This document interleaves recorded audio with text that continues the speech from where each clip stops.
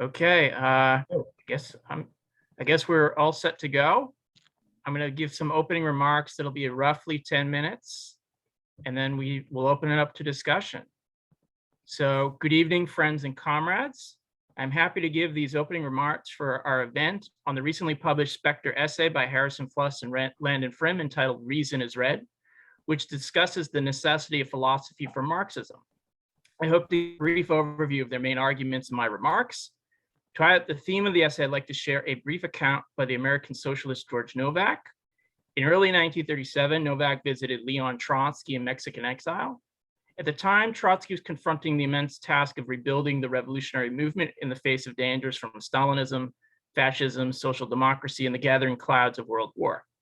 During these discussions, Novak recalled how Trotsky urged revolutionaries to defend Marxist philosophy from figures such as Max Eastman, who rejected its essentials. Upon going back to the States, Trotsky said, "You comrades must at once take up the struggle against Eastman's distortion and repudiation of dialectical materialism. There is nothing more important than this. Pragmatism, empiricism is the greatest curse of American thought. You must inoculate younger comrades against its infection." To lead the struggles ahead, Trotsky wanted to ensure that party militants had a firm grounding in Marxist theory and philosophy. While our times are different in many respects than confronted by Trotsky in 1937, the need for Marxists to defend philosophy remains ever present. A cursory view of the broad left shows that there is ignorance, agnosticism, eclecticism, and downright hostility when it comes to the importance of philosophy in our politics. Considering these conditions, we must enthusiastically welcome an essay like Reason is Red. In their work, Fluss and Frim confidently, concisely, and clearly affirm that Marxists require a firm, monistic, coherent, and rationalist philosophy. As opposed to the movementists who say that philosophy is a distraction from the immediate concerns of political struggle, Fluss and Frim argue that this approach is short-sighted. Rather, a focus on struggle alone leaves certain questions unanswered. These are not trivial questions, but should be of concern to every communist. They write, "What kind of struggle is worth our efforts? What goals should we aim for? Whom should we build solidarity with, and why?" Neither author denies that changing the world is vital for revolutionary politics. However, if Marxists are serious about achieving a communist future, then our practice cannot be left to happenstance. Great practice will require an equally great theory. Therefore, revolutionary politics must be based on an accurate conception of reality that also knows what is objectively good for humanity. There can be no fence-sitting on this point. The question of a correct philosophical doctrine is of decisive significance to revolutionaries. The typical American disdain for theory with its focus on the pure and simple facts is not enough. Everyone can turn on the television or read the news to see the misery in the world. As Fluss and Frim note, the facts do not speak for themselves. Otherwise, just watching the 6 o'clock news would be enough to make one a class-conscious Marxist. They argue that we need not just the facts, but a coherent and intelligible view of the world, stating, "More than just a daily stream of facts, we need a systematic and total appreciation of our condition. We need to know why we're acting and for what ends. And for this, we need an adequate conception of human flourishing, nature, and the nature of the world in which we're acting. In short, we need philosophy." This affirmation on the need for philosophy by itself is insufficient. After all, this inevitably raises the question of which philosophy Marxists should embrace. There are those who have attempted to reconstruct or combine Marxism with any number of philosophies, such as structuralism, rationalism, analytics, pragmatism, mysticism, and postmodernist obscurantism. Yet Fluss and Frim state elsewhere that not all ideas are equal, which we can merely pick and choose from, stating, "Either we accept an intelligible universe or reject it, either we affirm a common humanity or deny it, either we see social revolution as necessary or remain blind to this fact." They argue that Marxists need to adopt the philosophy of Spinoza's Hegelian rationalism to understand the world, writing, "However, if we are to be confident in our politics, it is imperative that we are also confident in the theoretical outlook that underlines them. In this, we disdain to conceal our views. Marxism not only requires philosophy in general, but demands a specific kind of philosophy. It demands monism, the idea that the entire universe is an intelligible whole." The center of the arguments in Reason for Red is the defense of monism. For monists, the world is not composed of separate and unrelated parts or governed by aleatory chance. Rather, nature is intelligible since it is governed by rational laws. A monist worldview provides a coherent and intelligible portrait of the world since it implies cause and effect, natural laws, etc. Whereas dualists see a disconnect between nature and society, monists see a single integral system. This means that human history is also located within a rational and lawful conception of nature. How then does monism relate to working class solidarity? For monists, it is necessary to ask, why are we acting and toward what goals? In answering the question about why anyone should care about ending exploitation, we need to posit a common human nature. Now, it is true that human beings are historical since we exist under different modes of production with particular customs and behaviors. However, these differences and changes in modes of production do imply something constant.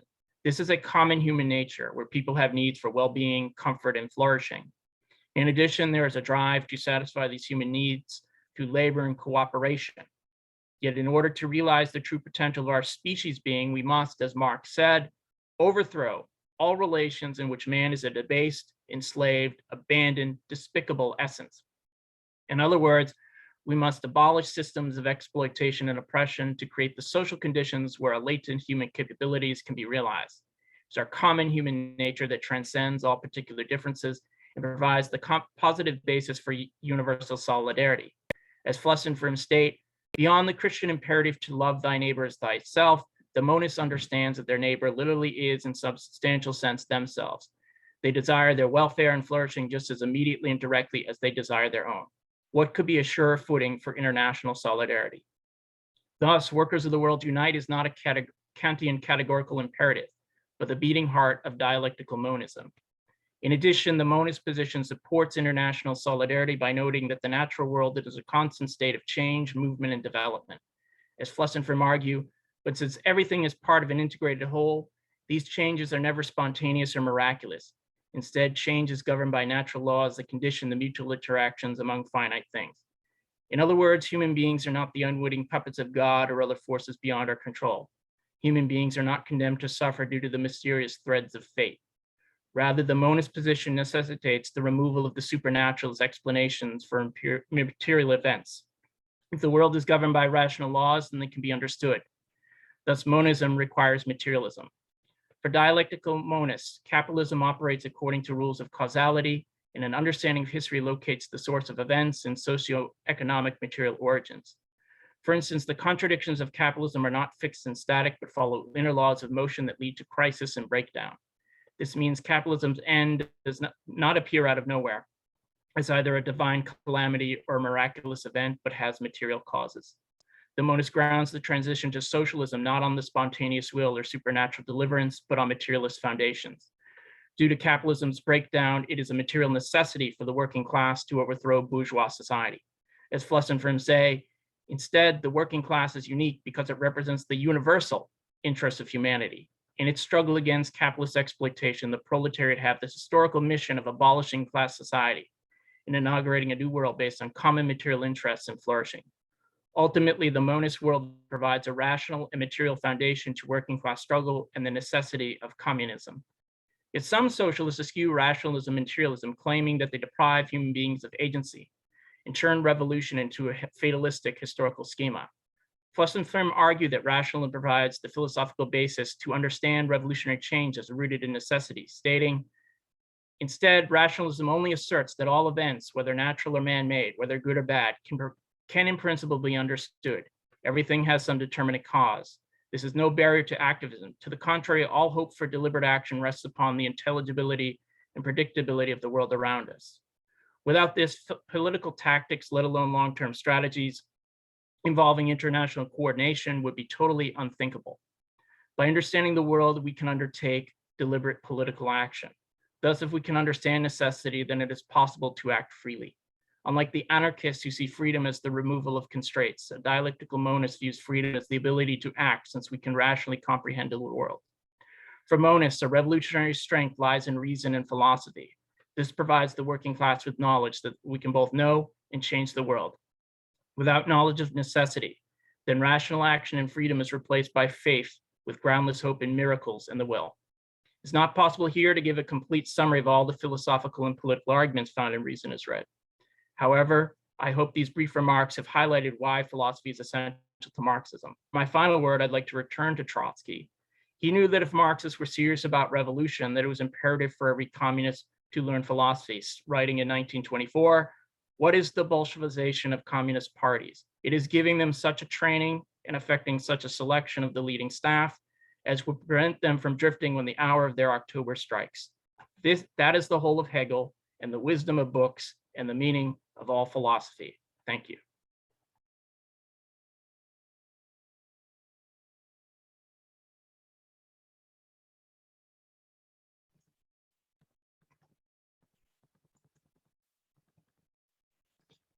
Thank you, Doug. I'm going to go ahead and act as chair. I think everybody here is already familiar with the stack system. If you're not, basically what we're going to do, just say stack and I will call on you in the discussion. Say it in the chat, or if for some reason you just want to say, hey, can I say something? Well, no, just use the chat or the hand raise and that'll work. So with that, I'm going to say stack is open and open the discussion.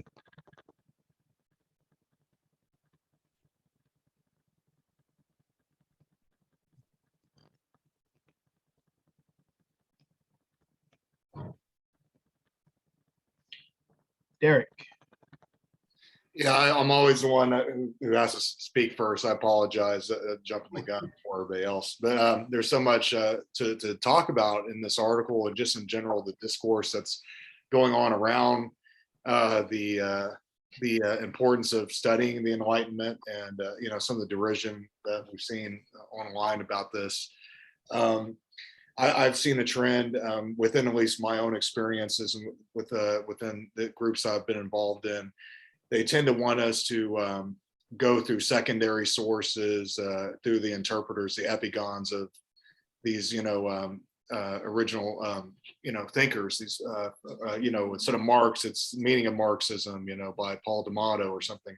And I don't mean to be like, pointing fingers at any group particular, because all the groups I can think of are doing it. But my argument would be, one thing I was mentioning earlier that I found interesting is both articles reference that early letter from Marx, both the Jaff article and the Harrison, Fluss, and Landon Frim article about the ruthless criticism of everything existing is what's commonly referred to in the anthology. But they had two radically different interpretations of how to apply that letter towards our current moment. And what I thought was interesting is, there's a part of that letter where Marx is talking about how, we're not going to act as, professors just spoon feeding, students like, these kind of like rigid,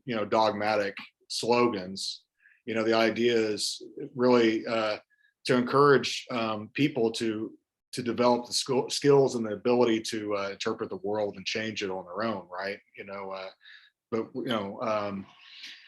I think what I'll say, because I'm kind of rambling, but I'll just say I think it's important not to apologize for who we are as communists, and to be strident in defending that tradition, including the antecedents to Marxism, which would be, I'd argue, obviously, Spinoza and Hegel be included that part of that tradition. But, like I was talking about with Doug last night, a couple of us, I think, reading things like the Communist Manifesto publicly, like, holding these kind of readings, one of these original texts, a lot of us are studying capital in groups and things like that. I think that's useful, and that we should try to encourage more people to read those texts critically, instead of trying to dumb it down and talk down to people. Anyway, I'll shut up and let other people go if there's on stack. Okay, Shane's next. Just a quick admin note. I'm going to restrict comments to 3 minutes per. Just so that we can get in as many people as possible. And toward the end, I'm not sure when we're going to end. Usually in these, we spend an hour, maybe an hour and a half at most, but I want to respect people's time. So I'm going to go with the 3 minutes. Go ahead, Shane. Yeah, look, I just had a quick question actually, and that was which came to me as I was listening to that Ross presentation, and that was monism, dialectical monism. Why not materialism? Why are we talking about monism, or why choose that frame rather than dialectical materialism? Just, it was just a question I thought as I listened there.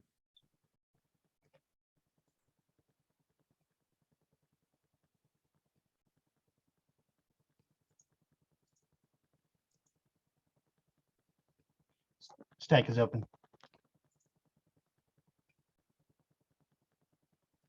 Go ahead, Ben. Hey, everybody. Can you hear me? Cool. Good question, Shane. It's kind of hidden in the background of the article. Dialectical materialism, historical materialism, and monism are treated as synonymous to a degree by Fluss and Frim. The point of starting with substance monism a la Spinoza is that you can kind of start with something that's really simple, right? Something that it can be easily thought of, which is like a self-caused substance. And hence the monism. Two substances can't interact, they can't cause each other, so there can only be one. The one is basically all of extended reality, and it's also everything that we can think, and the two are parallel, and they follow the same causal chain. Basically, to cut to the quick, if you read Spinoza and Hegel really, really seriously, you'll find that they are talking directly about material reality, which itself contains ideas, right? And has to be thought in the medium of thought, and the medium of thought is also the idea. So idea and matter are not incompatible, and they're not in contradiction.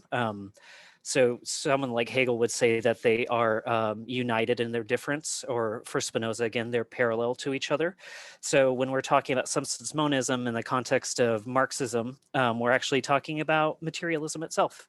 I can't really do the full deductions. You can always read Spinoza or reread Reason is Red. It's in there. And Harrison would say it way better than me, but I think that's kind of the quick and dirty of it. Thank you. Coco, then Shane. Hey, Thomas, Coco. I'm in Columbus, Ohio, along with Matthew. Thanks for the presentation. I found it very interesting. And, I apologize for the background noise at work.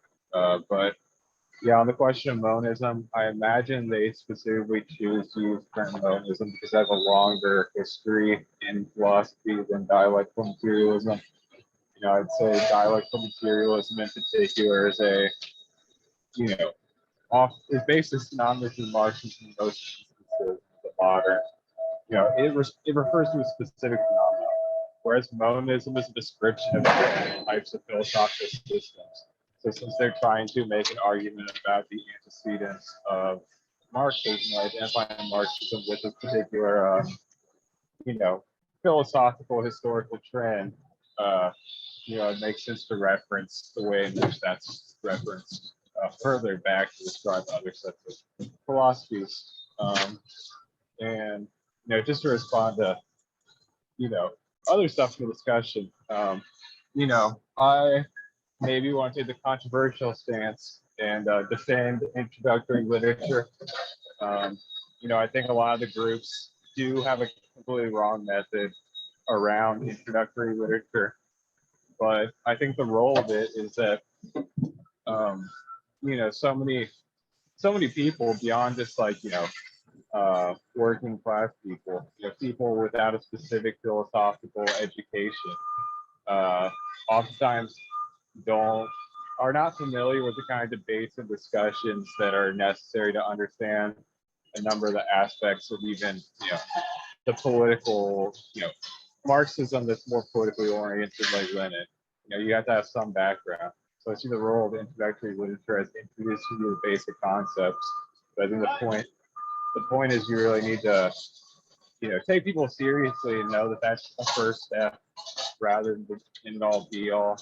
The point should be to actually, outfit people with the capacity to, think critically for themselves about these various concepts, rather than induct them specifically into the line of an organization or all that kind of stuff. What we need more than total unanimity within an organization is people within these organizations having the capacity to disagree, engage. There are going to be far more disagreements and disagreements over life or death issues before the movement ever gets to a point where we could, come close to taking power. That we need to outfit everyone in our movement with the capacity to do this kind of thinking. Thanks. Absolutely. Thank you, Coco. I'm on Stack, and I'm just going to say really shortly, the too long didn't read version of why monism is probably paramount, I think, is because it provides a universal standard to which all people, which applies to all people. And it's the kind of things that we take for granted, very much for granted in our daily lives, and that we don't think about. So under monism, the architecture includes cause and effect, object permanence, which we get as babies after a certain point, natural laws, which render world events intelligible. And these things, these standards are not only applicable to male, or on the other hand, female, or on the other hand, queer or straight, or any of those things. The monism, the standards, the universal standards that we're talking about there are much more basic and common to all of humanity, without exception. Whereas a lot of these pluralisms are very specific to different groups, faiths, the whole gamut. Monism as the foundation is the ability to turn allies into ourselves. If you're a fan of a pluralistic Marxist outlook, then you're part of a group and other people are your helpers, your allies. They aren't exactly the same as you, but under monism, everyone's an ally. It's like what we say with Marxism, abolish all classes and then we're all part of one class. Well, that's an example of applied monism, I think. And Doug, you're up. Thank you. I won't talk super long. I agree with the need for introductory texts. One of my first texts I read as a communist was The ABC of Communism, which I really like. But there's obviously a difference between like introductory texts that are like serve as like an on-ramp to more advanced theory and the more kind of like vulgar text. And we kind of all know what the latter are. You can look at any texts that were like put out by the Soviet Union after a certain point. And I think we need more of that. And partly to do that, that means we actually have to learn all this stuff, Spinoza, Hegel, Marx, all of those people and their ideas, so we can actually clearly explain it. So, I think each generation has to kind of take up that task. The other thing I just want to point out is kind of why this actually matters beyond just this wonderful article, and like why I see it as important is over like the last 10 years, I've seen a lot of people who were, principled Marxists at one point, and they decided a lot of the theory got in the way of being opportunists, of getting in bed with the Democratic Party, of supporting imperialism, and all of this. And that type of theoretical opportunism led to a practical opportunism. I think, international solidarity is important, and I don't think it's a position you can violate and still call yourself a communist or socialist. And I think that's important why you need to uphold theory and philosophy. And if you go back to someone like Rosa Luxemburg makes that in her arguments against revisionism. And on the other side of that, you've seen in like the last 6, 7, however many years, like the far right, Fox News, like Charlottesville, the post-truth era and all this, and it's like and the fact that 1 million people have died of COVID in the United States, and we have people who think like masks are like the equivalent of the Holocaust, or vaccines are like going to give you 5G and all this stuff. And in that environment, you do need to defend reason and rationalism. And I think it's incumbent upon Marxists, socialists, and communists to do it, because the liberals won't do it. The social democrats can't do it. It's incumbent upon us. And I'll stop there. Thank you, Doug. Go ahead, Derek. And there's plenty of time, by the way. Yeah, I'm so glad that Doug, you spoke before me, because you actually helped me kind of organize some of the things I was wanting to say. And briefly, just to add to what Matt was saying is, yeah, I mean, to accept the idea of substance monism is to believe in universal causality and, be able to see the determinants behind social forces. And, Marxism itself is a relational philosophy. It's looking at class relations. It's looking at all these things in a total ecosystem or in a totality, right? And with the liberalist, variations, particularities, and looking at little niche groups and so on. And I'll be honest, whenever I kind of fell out of the ISO, I was in a grad school program. I was getting inundated with all this post-structuralist bullshit, and was getting fatigued, like being around a bunch of of this kind of theory, and I became one of the Bernie Sanders people for a long time. And that was because I hadn't really returned to the Enlightenment philosophy and studied Spinoza, Hegel, and Marx more deeply, because then I was able to see the radical stakes of taking this worldview and having a somewhat systematic, way of looking at the world, and having commitment, a political commitment. So I think that's a really important point. And then obviously what Doug was just talking about, how, common sense and just looking at things and, acting like in a social movement based on feelings and on, just emotionalism or whatever it may be, that leads to things like, I don't know, I see that playing into stuff like Occupy, like what that was, is just a bunch of people getting around and trying to build consensus and doing the whole jazz hands and getting really nowhere because they don't have any theory underneath it to really say like, okay, like we need to organize ourselves as a class. We have a universal historical mission to overthrow, the system and so on. It's just people trying to compromise and find this consensus, which invariably just leads to burnout and people becoming apathetic about things. So I'll stop there. Thanks, Derek. Just a quick comment, just to sort of flesh out the discussion. The utility of monism as a universal standard, it sounds like a very good idea, but beyond that, and what Fluss and Frim get into very specifically in the final section of the article, is that it's not enough for it to be useful and like a skeleton key to bring everyone together. It also has to be based in truth. It has to be real. It has to be true. So if we ask ourselves the basic question, and this sounds like it's a big duh, but some people don't make the connection or take it for granted, too much for granted. And that is, when you're talking about what monism is, you ask the obvious questions: is cause and effect real? Is object permanence real? Are these, natural laws that make things in our natural environment be born, grow, live, and die? Are these real things? Are they true?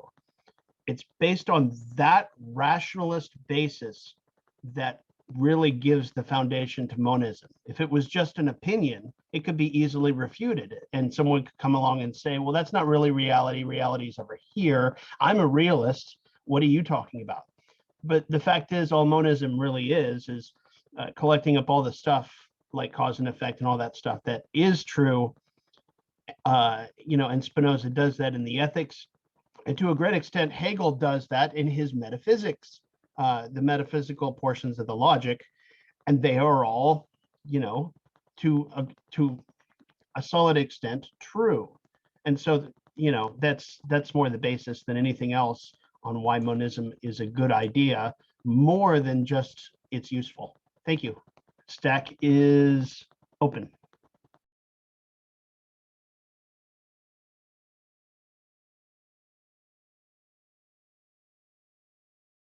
Good point, Doug. Yeah. Prometheus and Gaia, the final chapter, they make many of these same points in the context of their book on, oh, what is it? It's the, Eco-pessimists and the accelerationists. thank you. Yes. Stack is open. Anyone want to speak up?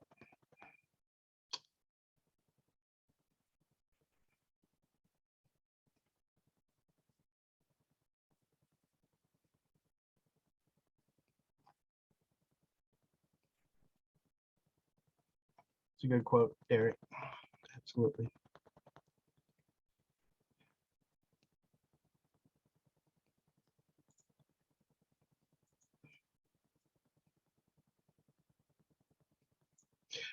One quick comment from me before we keep going, or just me on Stack, really.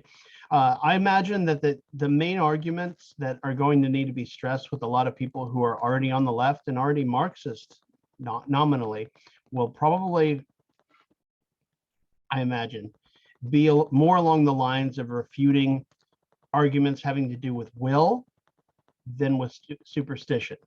There are some branches of Marxism that require faith and some mysticism involved with some of the background philosophies or ideologies, but by and large, you know, there is left Nietzscheanism, and that involves the will primarily.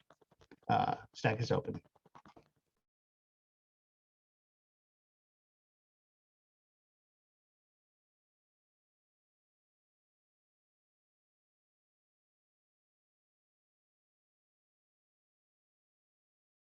I might chime in with something then.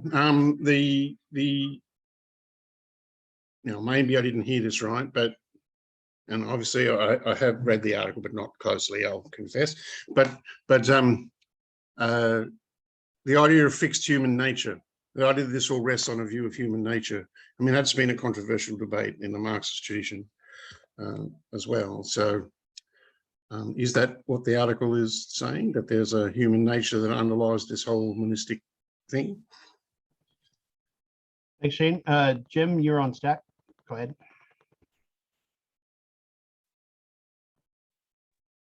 Okay, you hear me? Yep. Okay, there's a history to all these debates. I mean, none of the issues that Frim and Fluss address are new in the Marxist tradition. They've been debated many times in the past, over the past 150 years or so. You just go and look at the Russian Marxist tradition. You know, these issues were debated before, before the October Revolution, when you had people like Bogdanov, debating Lenin over these issues. And even after Bogdanov eventually got expelled from the Bolshevik faction because of breaking party discipline. But in the 1920s, after the October Revolution, a lot of these issues got revisited again. You had the debates between the mechanists and the dialecticians, followers of Abraham Diberin versus number of people who would call them mechanists because they were mostly like natural scientists and engineers. And there was even a debate over, does Marxism need philosophy? Some of the mechanists went so far as to argue that it doesn't need a philosophy as such. For they were concerned, Marxism was a science. And once you accepted that, that's all you needed. And the dialecticians took a different view of it, arguing you did need philosophy, and they argued that you needed Hegel and even Spinoza. So these are all old debates, but been repeated. Well, they've been repeated many times. And mentioned what some of you raised the issue. Why talk about monism instead of materialism? As far as the Frim and Fluss are concerned, they treat them as basically as almost as synonyms, but there are certain baggages, histories with these terms. The term dialectical materialism didn't really, that was not original with Marx or Engels. Marx talked about the materialist conception of history, and Engels would refer to materialist dialectics. But the term dialectical materialism, well, it didn't really become accepted until Plekhanov popularized the term in the 1890s. And even afterwards, what we call dialectical materialism today, that's something that evolved over a long period of debate and struggle. I already mentioned the 1920s debates in the Soviet Union. And in the case of the Soviet Union, the debates between the mechanists and the dialecticians were basically settled by fiat. Stalin said, well, Stalin said, basically called a halt to that debate and said, this is what the orthodox position was going to be from now on. And they basically split the difference between the two schools.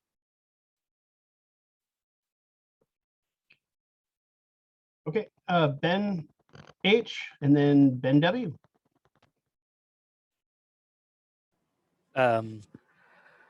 Yeah. Thanks for that, Jim. Shane, you asked about the article resting on, I think you said static conception of human nature, and then you just kind of said human nature in general. And then Derek in the comments said someone speak on the Conatus. I was, before Derek wrote that, I was gonna bring up the Conatus. So if you reread the article, and then I don't want to write too much on the article and just try to practice what we're preaching and kind of use our own reasoning, right?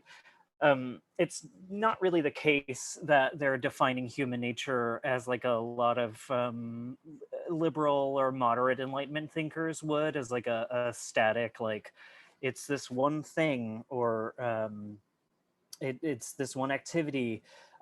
For the use of Spinoza here is really easy because he kind of defines human existence, at least, because again, if we talk about human nature, it's just a modification of the nature as a whole, right? So human nature is part of nature in general. The Conatus is the striving all beings have to inhere or preserve in their own being.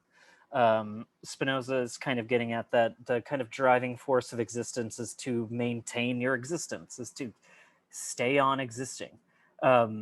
Fluss and Frim point out that for Spinoza, humans are different from dogs, rocks, spiders, etc., because we have the capacity for reason, a level that they do not. Spinoza will say disgusting things about animals being stupid and you can torture them because they don't feel. I think that's not true, but I think we do have different and higher reasoning capacities than other animals. Anyways, this striving to inhere an existence becomes a conscious or rational necessity. It's something that we all can do and maintain and strive for. And if we realize that this is common to all of human existence, it seems to provide a pretty good material, even universal basis for acting the way that we do and for solidarity. Because for Spinoza will argue that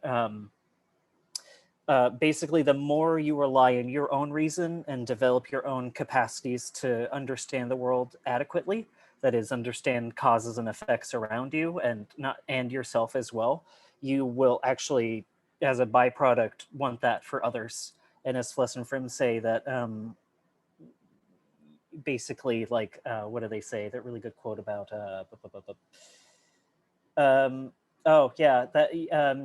it's not just that others are your neighbors, it's that they're also part of you because you're all part of the same substance. You're all modifications of the same substance, subject to the same laws. You have the same desire, which is to stay alive.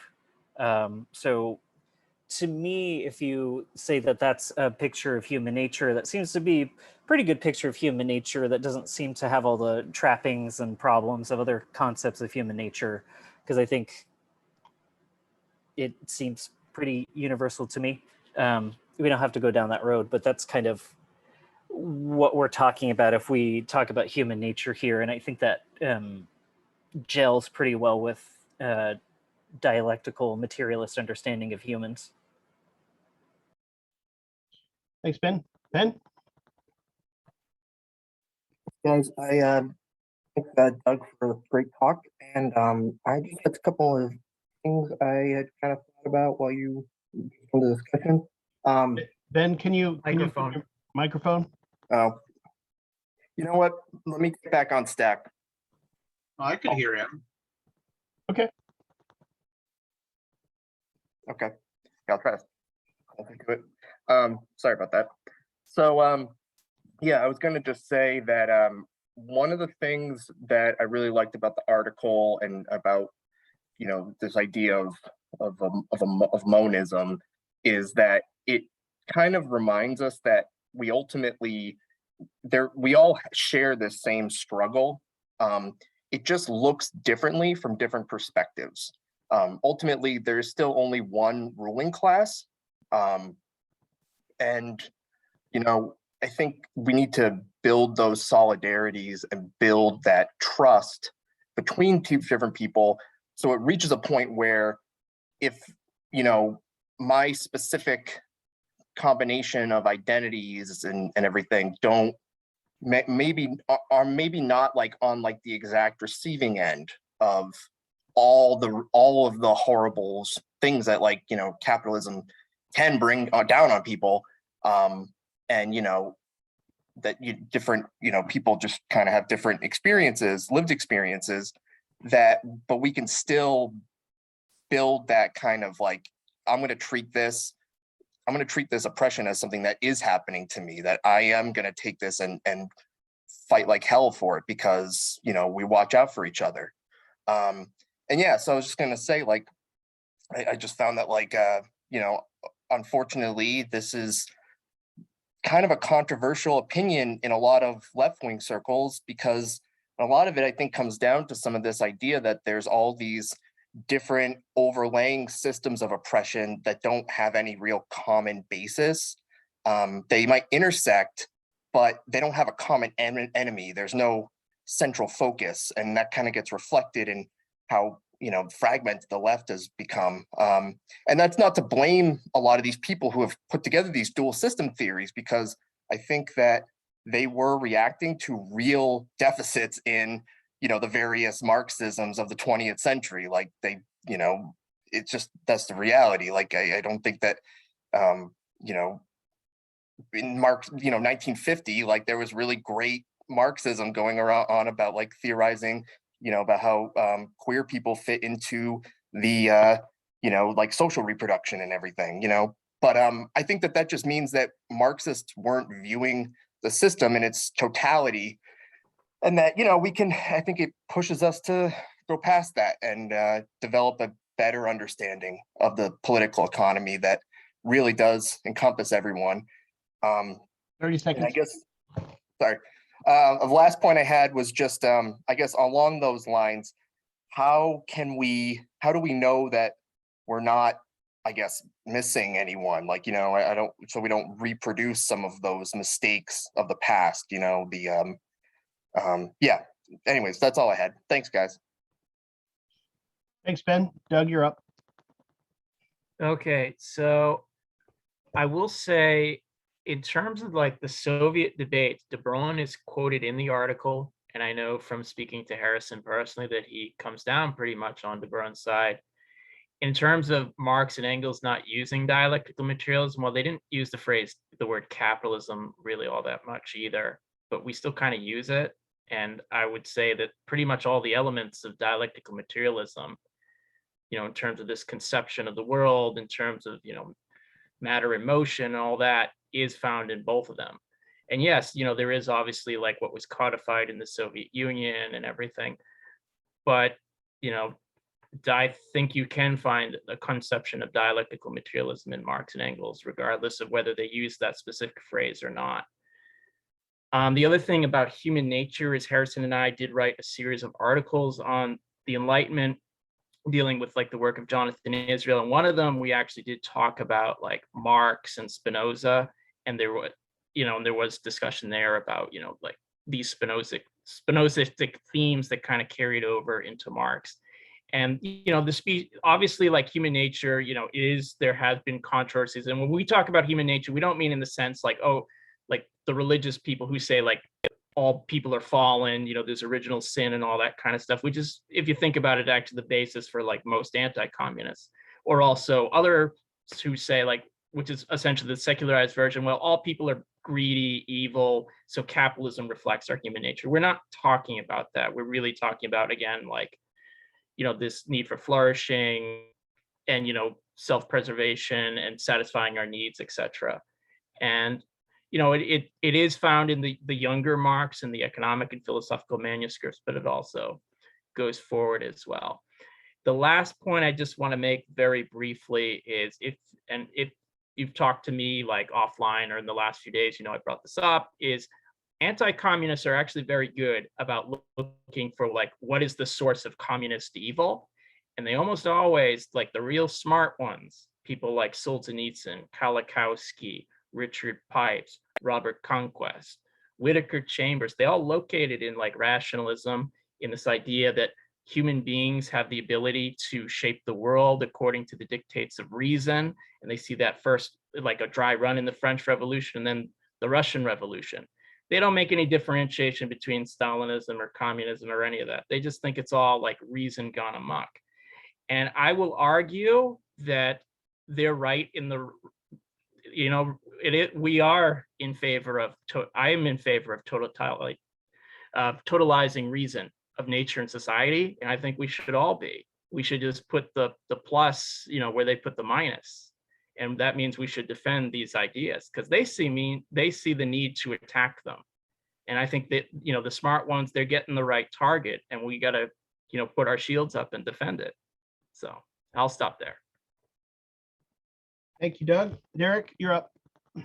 Yeah, something that's been talked about off and on for the last few weeks is really that Lenin, after the dissolution of the first, the Second International in World War I, where where socialists took their particular countries over the universal working, the proletariat class, the interests of the universal class, he returned to the logic and, that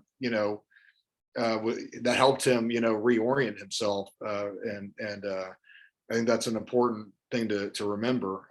And Marx, obviously, if you read the appendices, I think, and some of the letters around capital, he was using Hegel's logic. It's not Hegel's logic, just, copy pasted, but Lenin even said this as well, that, in order to understand all three volumes of Capital, it's important to study Hegel. And I think that's true. And as someone who's now working through these volumes, to understand the commodity circuit or the circuit of capital and the movement of capitalism and the contradictions, all these things, it is important to have at least a elementary or general schema or concepts of what is going on with Marx's analysis of capitalism. And so, again, back to what Coco's comment, I agree with them. I do think it's important to have introductory discussions and restate the text. I do think, however, going to the primary text when possible, some of the political writings or just even the manifesto, and reading those instead is good. Because even in some of the discussions we've had with people from the ISO and other traditions, we've had some pretty colorful debates around the manifesto and other things. There was one I was in where they didn't even want to talk about the fourth section of the manifesto at all. And I thought that was really interesting. So it's important, I think, to have those public discussions around the primary text, but I'll stop there. Thank you, Derek. I just wanted to make a I just wanted to make a comment about why this is going on from monism to more a focus on Hegel and Marx's use of Hegel. One thing that confuses a lot of people about Marx's use of Hegel are his cryptic notes on what he's doing with Hegel, and that his method is very much the opposite. The way I interpret this is not that he rejects the speculative logic, speculative reasoning that Hegel has worked out. Rather, he changes the focus. Okay, Marx focuses on the subject of the capitalist mode of production, and then presents capital starting from its most elementary unit, right? Hegel does the same thing with thought. Okay, so if you look at the end result of Hegel's science of logic, you find the absolute idea. And the absolute idea is described by him in the encyclopedia as self-conscious consciousness, which is a real thing. For lack of a better term, I think of it as the firmware that's in my brain that causes me to think, have the ability to think. I know that's an empirical approximation, but that's the best you can do with it without actually filling it out with all that Hegel wrote in the science of logic. But the point is that that's a real thing. And those attributes that make up the metaphysics in the science of logic, they all ground and condition that real thing. And so, you know, when people talk about whether Hegel is doing the same thing as Marx does from a philosophical standpoint, I would argue that it is the same thing. It's just the subject is different. Hegel's talking about thought, and then he talks about nature, and then he talks about human beings in the last one, whereas Marx talks about political economy and well, his critique of political economy, because up until that point, political economy consisted of only attending to appearance without talking about the essence beneath, the social aspects that contradicted the appearance. And so he brings in dialectical materialism and says, you have to take them both at the same time, and then you have a fuller picture. So it's not some new branch of economics that he founds. He simply says,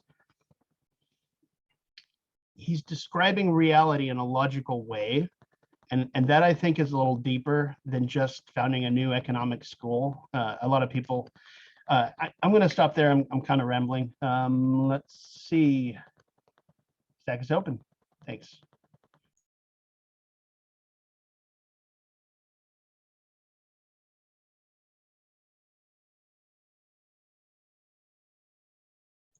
Go ahead, Jim.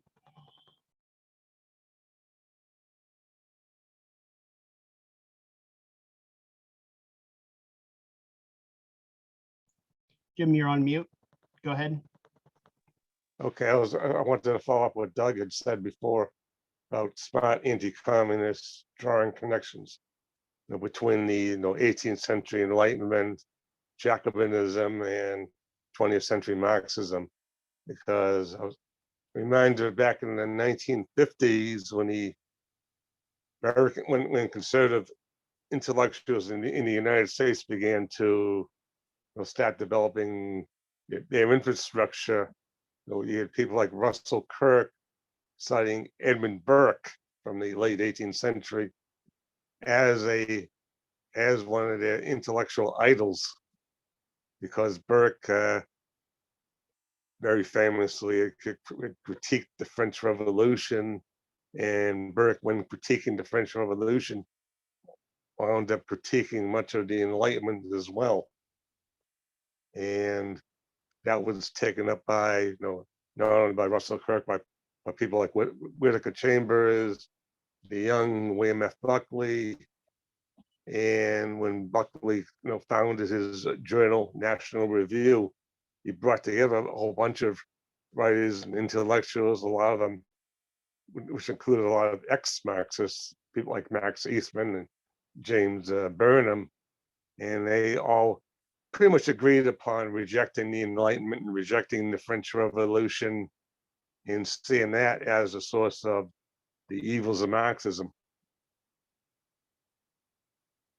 So it's very interesting that the smart anti-communists that not only saw that, drew those connections, but they sought to exploit them. Thanks, Jim.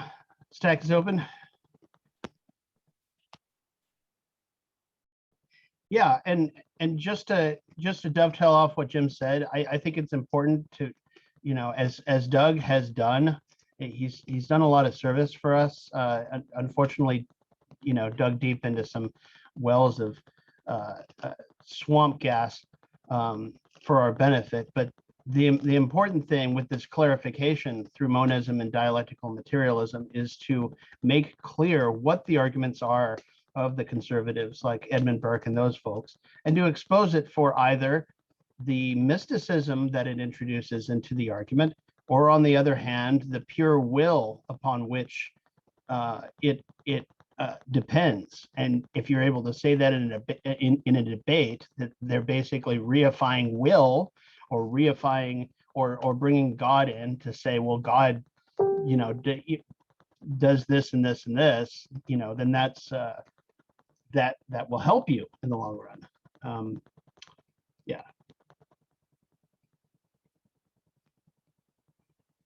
Stack is open.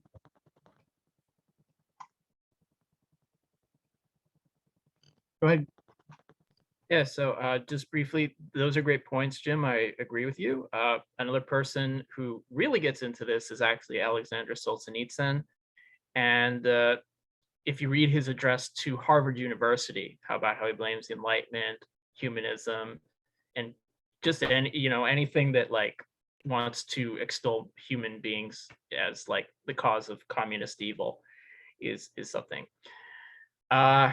The other point I just wanted to briefly make is when I wrote my introduction remarks, I tried to draw primarily on reason and red, but I did look at Fluss and Frim's other pieces, which I do recommend to you. So they did some stuff dealing with like the fascist intellectual Jason Giorgiani. You can find that, I believe, on Radical Philosophy. And I normally recommend the journal Jacobin, but they did an excellent article there called Dialectical Enlightenment that summarizes a lot of these arguments.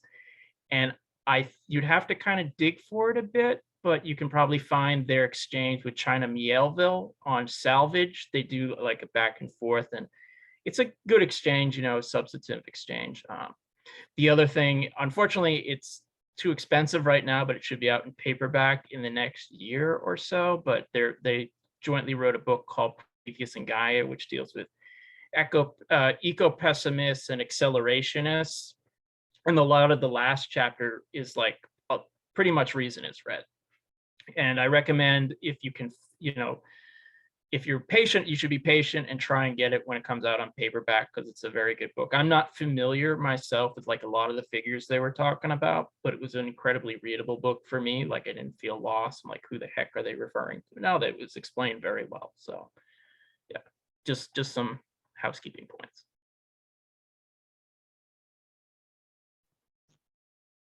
Thanks, Doug. Stack is open.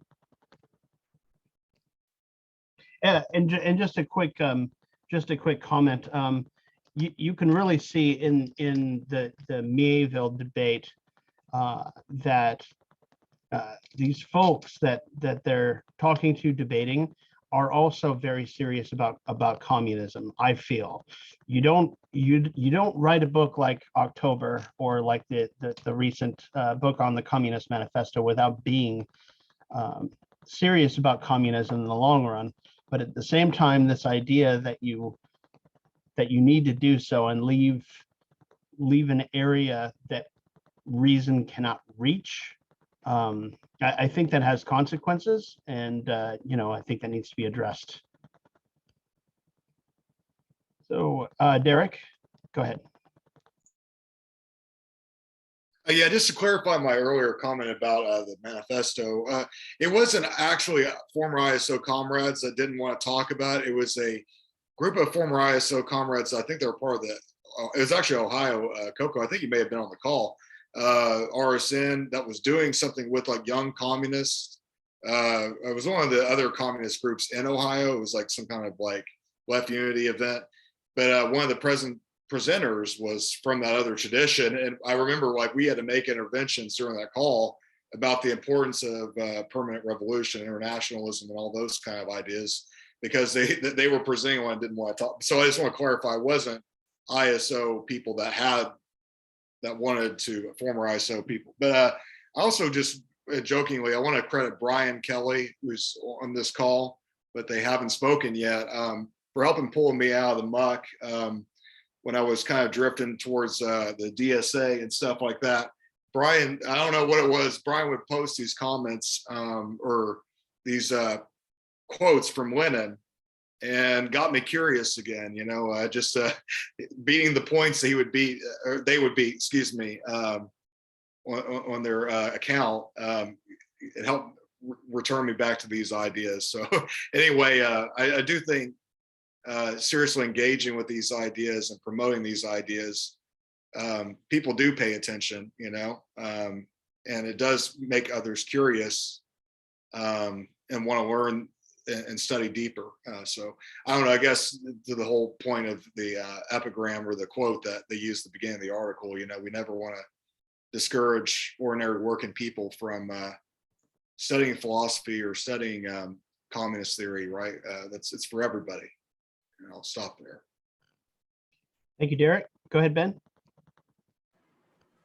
Yeah, before we leave or anything, I think I wanted to just underline one or two points from the article and why it is so important for socialists and communists to understand this. Kind of like that really great quote about revolutions. I forget who said it, that revolutions aren't made by half.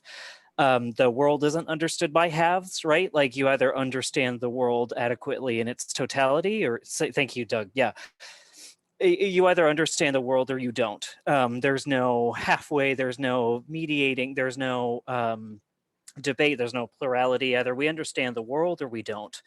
And we can understand the world the best so far that humans have come up with through substance monism.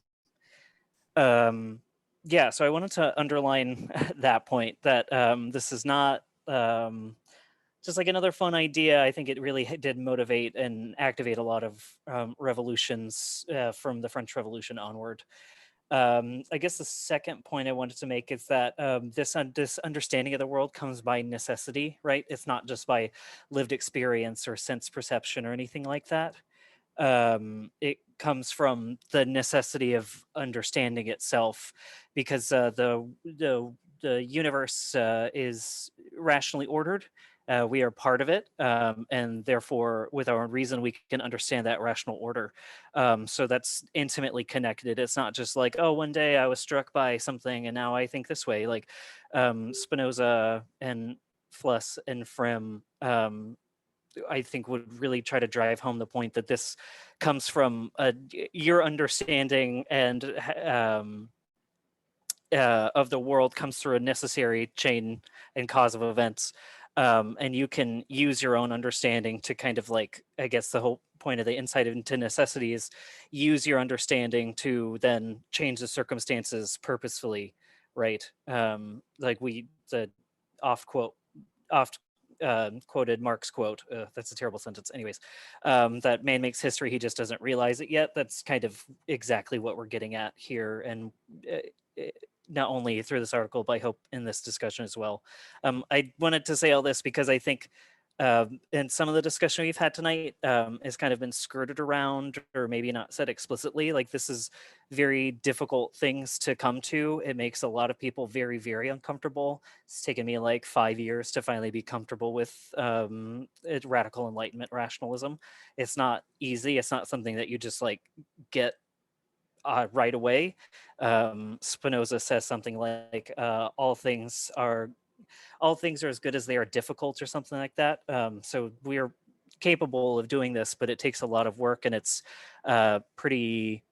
it's radical. It's really radical to understand the world like this. So I just wanted to kind of drive that point home. Thank you, Ben. Just me on Stack, just a quick comment, just to dovetail off of what he said. The Marx quote that's often thrown around as, there's no royal road to science, and it really is the case.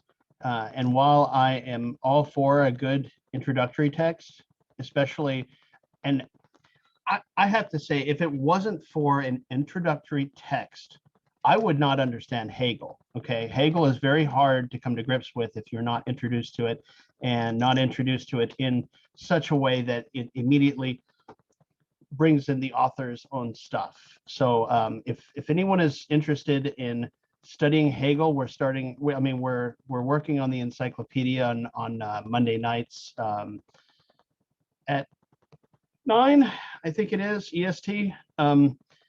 But for me, it was Stephen Houlgate's introduction in his opening of Hegel's logic that sold me. It was plain spoken, and suddenly, I was off and running. But the argument I want to make is that the fact that there's no royal road to science for Marx, what it really says to me is that in the end, you could read 10 introductory texts and it wouldn't be the same as reading Capital. It would not be the same as reading Hegel's logic directly, okay? So you need to find a way to prepare yourself to do philosophy, to prepare yourself for reading Marx's Capital, but in the end, you're going to have to read it and you're going to have to struggle with the texts. And the easier you make this for yourself, the more rewarding it's going to be. And the other part of the rural road is that be prepared to reread.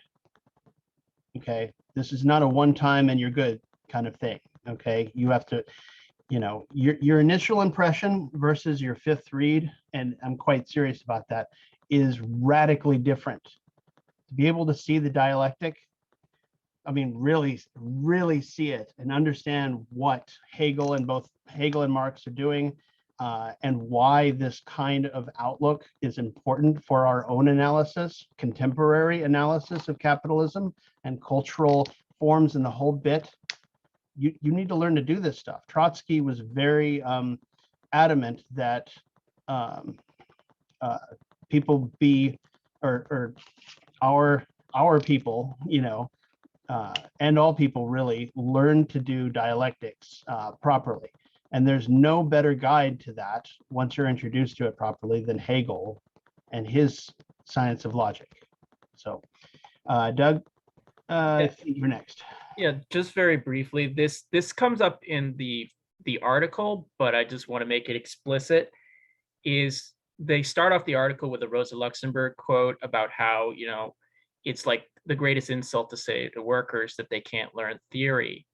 And I remember reading about these Cuban cigar workers around 1900.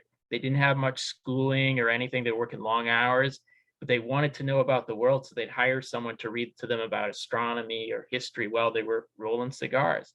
And if you go throughout the working class movement, there are people there hungry for knowledge, for history, for philosophy, all of this. And it's not really beyond the capability of anyone. It's something stated in the article by Fluss and Frim. They might have academic training, but let me assure you, they're not academic Marxists. They're writing for everybody. And as they say, this is available to everyone. Yes, it's a lot of it's not easy. I struggle with Hegel as probably as much as anybody, but it's worth every effort. And it's really not beyond the comprehension of every human being, of every worker to learn this. Because if we actually believe the working class can emancipate itself, and as Marxists, that's pretty core to our politics, then we actually have to believe that they can understand the world, that they can grasp reason, they can grasp philosophy. So we should treat them as, capable of that. And this stuff is, again, it's just not beyond people. And it's, I think that's like the opposite of any form of academic elitism, that this belongs to everybody. It doesn't matter if you dropped out of high school, if you have 5 doctorates or whatever. It belongs to everybody, and everybody can learn it. So I'll stop there. Well said, Doug. Stack is open. We're at 10:16. I don't know what anybody's plans were. I didn't really mention it, whether we wanted to stop at a certain point or whether we were all comfortable with continuing. So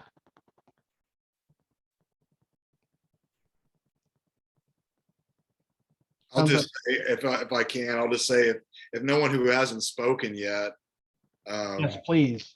yeah, if they don't want to, if they were free on, they don't have anything they want to say, then maybe we could just like, whoever wants to, we can hang around, shoot the shit, but other ones. Absolutely. I'm up for that as well.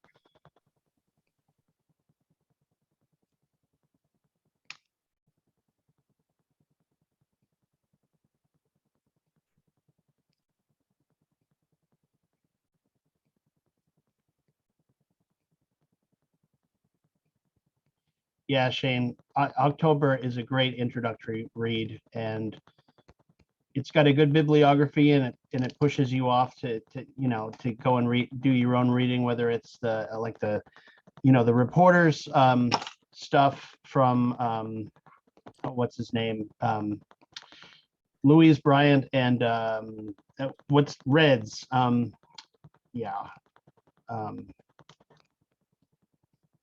10 Days in the Strict John World. Reed. Yeah, John Reed and those other people, as well as Trotsky's account, which half of Trotsky's account in his 3-volume work is just quoting a lot of more reactionary people than him, and then critiquing them on the events, but at the same time acknowledging their perception, so as to better sharpen an account of what happened. I don't know where I was going with that, sorry, but yeah, October.